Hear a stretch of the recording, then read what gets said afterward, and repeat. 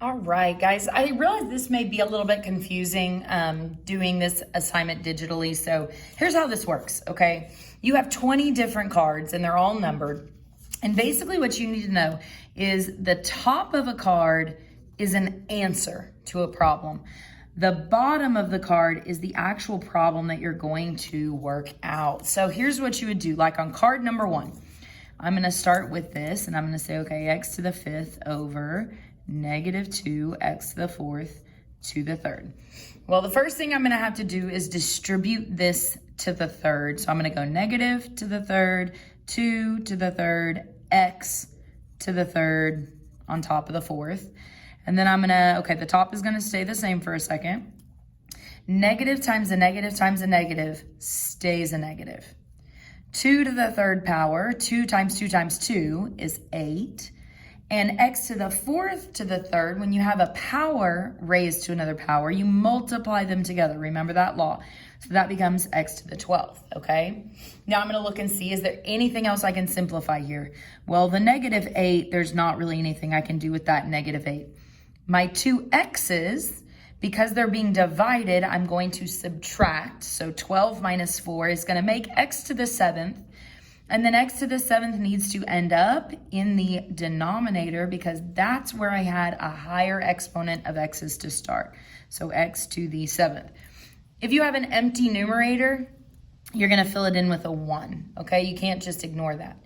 So that is my answer. 1 over negative 8x to the 7th. So 1 over negative 8x to the 7th. Now what I'm going to do is I'm going to look at the tops of all of the other cards to find that solution. And as I go through them, I'm going to see that, hey, there's my answer right there. 1 over negative 8x to the 7th. So what that means is I'm going to kind of record this down here to keep track. Card number 1 leads to card number 10, okay? Then I'm going to solve card number 10. So card number 10, I have this big long expression raised to the 0 power.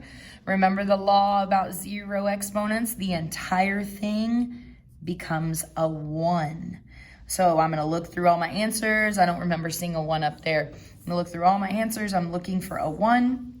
And I see that card number 20 has a 1. So from card 10, I move to card 20.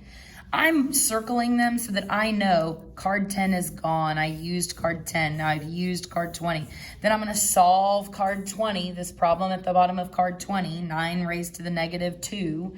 I got to remember how negative exponents work, okay? And I'm going to find my answer, and that will tell me the next card I lead to. If I make my way through this whole thing correctly, then the very last card, so I'm going to go all the way through. If I get to, I've done everything and I don't know, this is my very last card, card 18. When I solve this problem of the last card, it should lead me back to card 1, to this answer right here. Okay, because it is a chain, it's a loop. So it should go all the way through all 20 cards and then lead back up to card number 1's answer in the end. So that would restart the loop. Okay, you should use all 20 cards, and you're just going to go through. The quiz online has that you start with card 1, and then you're just typing the numbers in order, okay? You're just going to type in 10 and then 20 into the next space and so on until you get all the blanks filled up, and it says that the last blank leads back to card number 1, okay? I hope that helps it make sense.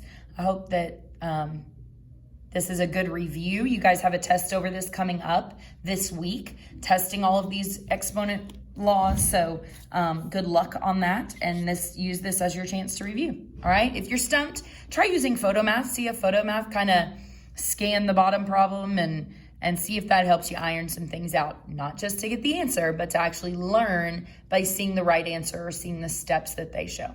All right. Good luck.